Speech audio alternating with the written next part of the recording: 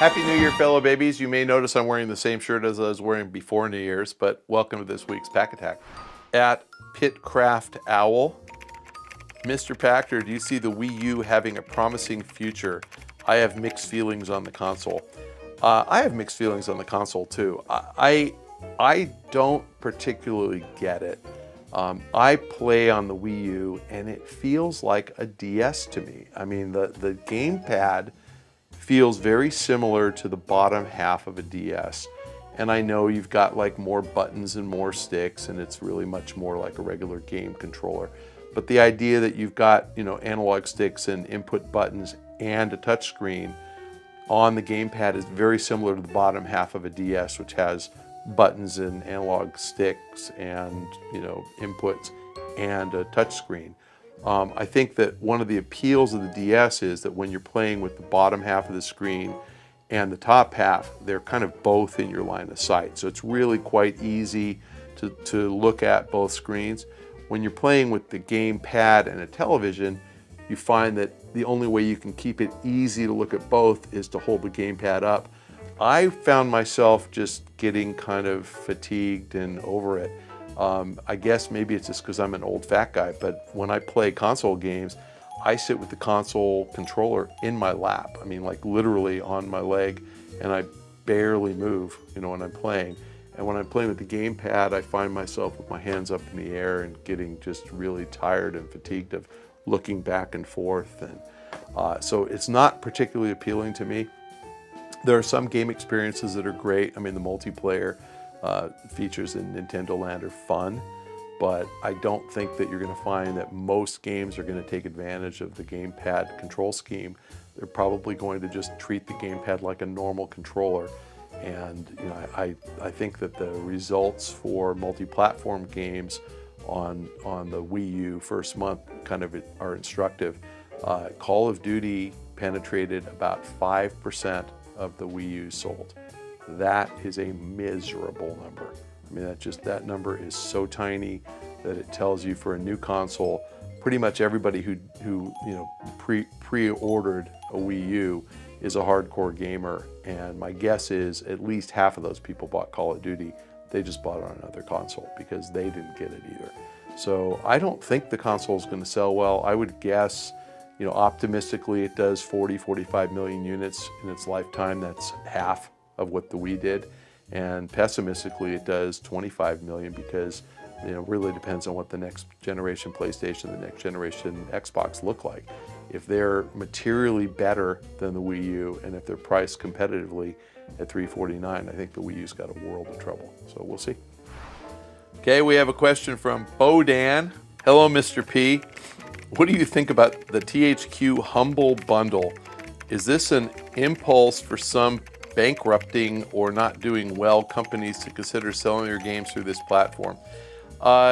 Yeah, I mean, I think that if you're running out of cash, which is what really about to be bankrupt companies do, you do what you got to do to raise cash. So I think the Humble Bundle is a smart idea. I think, they're giving a lot of value to the consumer for not very much money. I think it's a way to accelerate sales that otherwise might have taken a couple of years to materialize. Based on what we've heard out of THQ, they're on the verge of getting investment from a third party that's going to change the company, and probably for the better. They're running out of cash. I don't think they're going to be able to get all of the games in the pipeline funded. I think they have to do something. I think this is just one stopgap to kind of get them to where they have to be. I look forward to South Park. I look forward to the next Saints Row. I look forward to Patrice Désilé's new game. We're not going to get those if THQ doesn't stay in business. So I think anything they can do to stay in business is good. I think it's great for the consumer when you get a package of games at a very low price. So the Humble Bundle is great to see, but knock on wood, I hope we don't see a lot more of these because I hope we don't have companies that are desperate and have to raise cash. So, good for the consumer, not good in the long run if these companies go away. You want to have a lot of competition. More competition means you're going to get better game experiences. So you want to see THQ stick around. All right, we have a question from Twitter from @Matrixed. What do you think of ads showing up on loading screens, leading games to become cheaper? Win-win, right? There's a fallacy with your premise.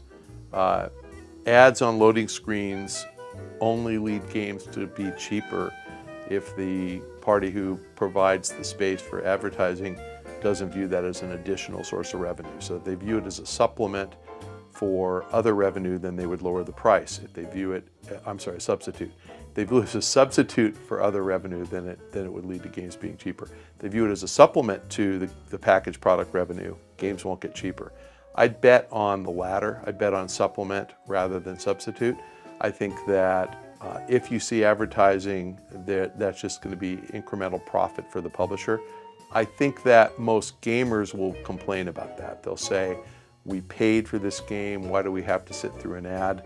I don't know how many of you have been to a movie in the US in the last 5 years, but there are ads on the screen. You pay to go see the movie, and there are ads on the screen prior to the rolling of the film. That's become the norm.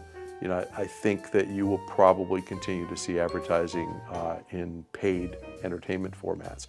So I expect that you're going to see more and more ads on interstitials, on loading screens. I think gamers will complain about it, probably rightly so. And rather than look at that as a reason for games to be cheaper, I'd say it's a reason for game prices not to go up. I mean, the publishers could charge you $65 and not display ads. The other model is kind of the Kindle model. Amazon has the Kindle. You can buy a cheaper version of the Kindle if you're willing to sit through ads for the rest of your life, and some people are willing to do that. It's possible that you could have some type of a higher price game without ads. I think rather you'll see somebody try ads. You'll probably see gamers boycott that publisher.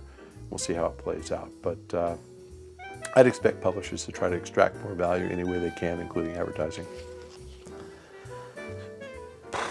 All right, fellow babies, thanks for joining us again on this week's Pach-Attack.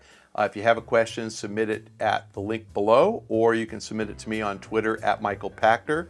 And you have to copy at Rohan Likes Pants, because not only does he select all the questions, but he is a whore for Twitter followers, and he really, really likes pants.